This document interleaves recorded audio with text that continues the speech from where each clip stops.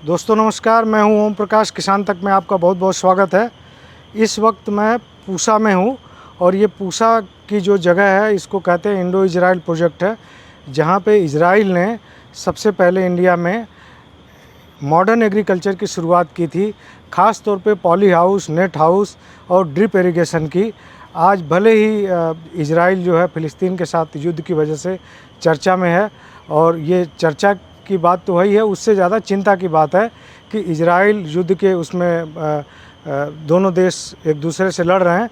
लेकिन भारत के अगर नज़रिए से देखें तो इजराइल हमारे लिए बहुत महत्वपूर्ण है। इजराइल भारत के किसानों का, भारत की कृषि का साथी है, और छोटा मोटा नहीं, बहुत बड़ा साथी है।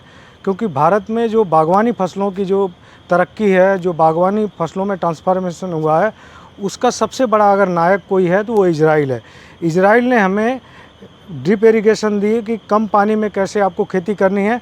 और जब ये 98 के आसपास जब ये प्रोजेक्ट आया था यहाँ, तब भारत में इतनी पानी की कमी नहीं थी, पानी को लेके इस तरह की सोच नहीं थी कि पानी इस तरह से पानी का क्राइसिस होगा। लेकिन आज वो नौबत आ चुकी कि हर आदमी पानी की क्राइसिस को जानता है, और खेती में चूँकि सबसे ज़्यादा पानी की खपत होती है, जो आपका अंडरग्राउंड का जो वाटर है उसकी सबसे ज़्यादा खपत 90% के आसपास खेती में होती है।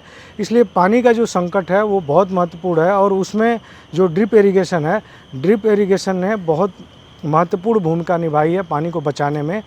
और इसलिए जो है इजराइल हमारे लिए बहुत ही इम्पोर्टेंट है आज के टाइम में। और इजराइल ने न सिर्फ ये सेंटर बनाया जिसमें ड्रिप इरिगेशन इंट्रोड्यूस किया गया पहली बार, और न सिर्फ पॉली हाउस यहाँ बनाया, बल्कि भारत के 30 और जगहों पे, 12 राज्यों में 30 और जगहों पे अलग अलग फसलों की, खास करके फल के लिए, फूल के लिए, सब्जियों के लिए, खजूर के लिए, आम के लिए, अनार के लिए अलग अलग सेंटर बनाए हैं, और उस पर स्पेसिफिक काम करता है ताकि इन फसलों की खेती की तरक्की हो और भारत जो है उसमें एक्सपोर्ट में आगे आए। और जो आज भारत टॉप 10 एक्सपोर्टर्स के क्लब में आया है, एग्री प्रोडक्ट के जो टॉप 10 एक्सपोर्टर हैं उसके क्लब में भारत शामिल हुआ है, उसकी बहुत बड़ी वजह, उसमें बहुत बड़ा योगदान इजराइल का है।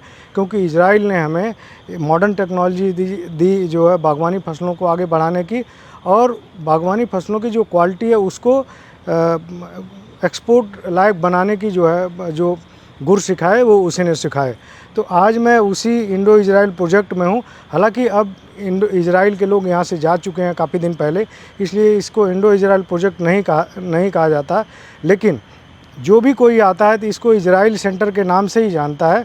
और अभी दूसरी मतलब इसका जो पौध बनाने का जो तरीका है वो भी हम आपको बताएंगे। और आप देख सकते हैं ये मिट्टी नहीं है, ये कोकोपीट है, इसमें कुछ और चीज़ मिली है।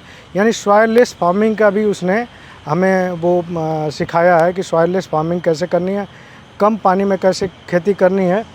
और ये जो आप देख रहे हैं कि ये लाइनें लगी हुई हैं, ये दरअसल टमाटर या जो भी फसलें हैं इसको इससे बांध देते हैं, और ये वर्टिकल चलता है, और वर्टिकल में ज़्यादा पैदावार होती है। तो ये सब हमको इजराइल ने सिखाया, और इसलिए आज इजराइल का जिक्र, युद्ध के बहाने हम इजराइल का जिक्र कर रहे हैं कि किस तरह से उसने भारत में खेती की तरक्की में योगदान दिया है। और इसी तरह से सेंटर ऑफ एक्सीलेंस जितने बने हैं उसमें भी आप जाके देख सकते हैं कि एनसीआर के नज़दीक में सबसे करनाल में है एक बड़ा सेंटर है, जिसमें सब्जियों की तमाम तरह की सब्जियों की खेती होती है।